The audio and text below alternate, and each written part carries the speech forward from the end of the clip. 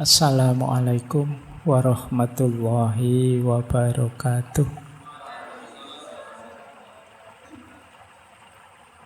Bismillah, mari kita lanjutkan lagi ngaji kita. Baik, bismillah ya, kita mulai. Semoga sudah siap untuk patah hati. Oke.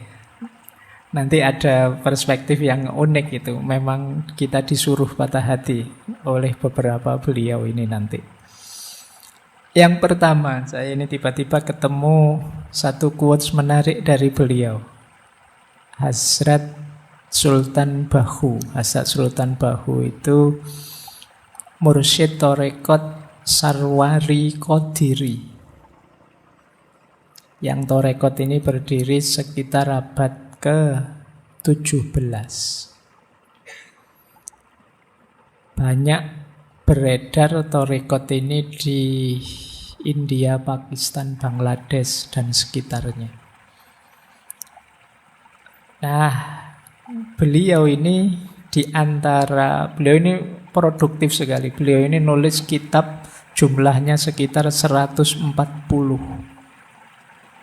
Bandingkan dengan usia beliau itu panjang usia beliau sekitar 63 tahun.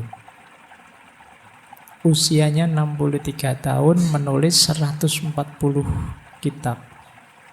Itu kalau dikruskan usianya, itu setahun bisa 2, 3, 4 kitab. Setiap tahun dari hidup beliau. Itu kalau sejak umur setahun nulis buku ya. Mestinya kan tidak. Ini jadi produktivitas itu sebenarnya tidak juga tergantung dengan waktu. Jadi jangan merasa, wah bulan ini saya sudah melakukan ini kok Pak, berarti sudah produktif. Siapa tahu sebenarnya kamu bisa melakukan banyak hal lain lagi. Baik, nah kata-kata beliau menarik tentang patah hati ini. Nursing one broken heart is equal to the worship of many years. Yo, saya ngambilnya dari yang bahasa Inggris karena kitab-kitab beliau pakai bahasa Urdu dan bahasa Persia. Nah, kata beliau, nursing itu kan merawat, ngopeni. Orang yang patah hati, one broken heart, orang yang kecewa hatinya, orang yang gelisah galau, itu setara dengan ibadah bertahun-tahun. Jadi maka bulan ini kita latihan ngopeni orang-orang yang patah hati. Jadi ayo latihan ya, karena seperti saya bilang di sesi pertama dulu, belakangan ini banyak orang depresi. Bahkan tingkat kematian karena depresi itu tinggi. Mengalahkan kematian karena kanker. Jadi ayo ya, kita temani saudara-saudara teman kita yang sedang patah hati. Jangan diketawakan. Kita ketawa karena melihat dari luar. Kalau kita rasakan dari dalam betapa berat yang mereka rasakan. Kadang-kadang di medsos itu malah dimarah-marahi. Ada orang depresi bahkan sampai mencoba bunuh diri malah diketawakan, dimarah-marahi. Kita tidak tahu seberat apa beban yang ada di hati mereka. Bahkan kata Hazrat Sultan Bahu ini, kita merawat, menemani mereka yang patah hati itu seperti ibadah bertahun-tahun. Jadi ayo diperbanyak ibadah ya. Antara lain ngancani saudara teman-teman kita yang sedang patah hati. Mereka ini ada di fase-fase harus sering kita temani. Karena kalau sendirian biasanya ya mereka tidak kuasa menaklukkan diri mereka sendiri. Baik, bismillah kita mulai. Jadi pembukaannya ini ya, ini anggap saja berarti malam hari ini kita latihan ibadah. Karena menemani orang patah hati itu setara dengan ibadah. Ada banyak hadis yang mengindikasikan justru Allah itu bersama-sama orang yang lemah, orang yang terpinggirkan, orang yang kesusahan, orang yang sakit, dan lain sebagainya. Ya tentu saja termasuk orang-orang yang patah hati ini. Siapa tahu mereka ini bisa jadi jalan kita untuk tambah dekat kepada Allah, menghadirkan ridhonya Allah, sayangnya Allah pada kita. Lah kalau saya sendiri yang patah hati Pak, gimana?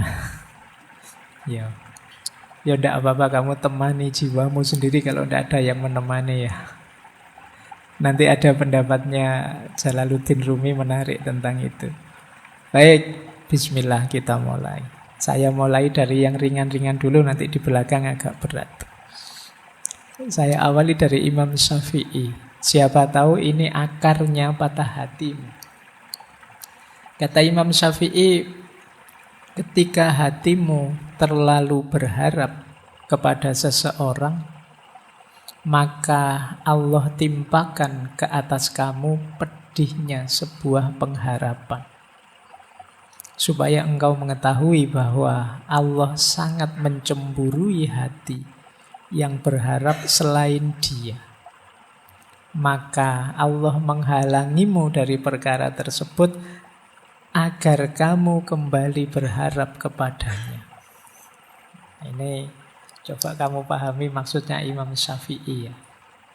Orang itu bisa patah hati karena dia kecewa pada orang lain. Kekecewaan ini muncul karena sebelumnya ada harapan pada orang lain itu. Kalau kamu tidak terlalu berharap, ya tidak terlalu kecewa. Semakin besar harapan, semakin besar kekecewaan. Besarnya harapan menunjukkan kemelekatan. Jadi kalau harapanku padamu sangat besar, itu kan berarti aku tidak bisa dipisah darimu. Nah, siapa yang jargonnya kalau sedang berduaan, engkaulah segalanya. Engkaulah jenis-jenis gini itu. Harapanmu terlalu besar kepada manusia. Hati-hati. Allah itu di situ pakai diksi cemburu. Di beberapa pendapat orientalis yang agak benci dengan kita, kata-kata cemburu ini dikonotasikan negatif. Padahal cemburunya Allah itu menunjukkan Allah sangat cinta dengan kita. Persis seperti kita, kalau cinta dengan seseorang, terus orang lain kok melekat ke yang lain, itu kan kita cemburu. Bahagialah kalau kita dicemburui oleh Allah. Berarti itu bukti Allah mencintai kita. Buktinya Allah cemburu apa? Dipatahkan hati kita biar tidak terlalu melekat padanya. Nah, kenapa hati kita bisa patah? Ya karena kemarin terlalu melekat. Kamu terlalu berharap padanya. Terlalu menginginkannya. Manusiawi wajar kita membutuhkan orang lain, termasuk membutuhkan pasangan untuk mewujudkan mimpi dan cita-cita kita, tapi jangan terlalu melekat.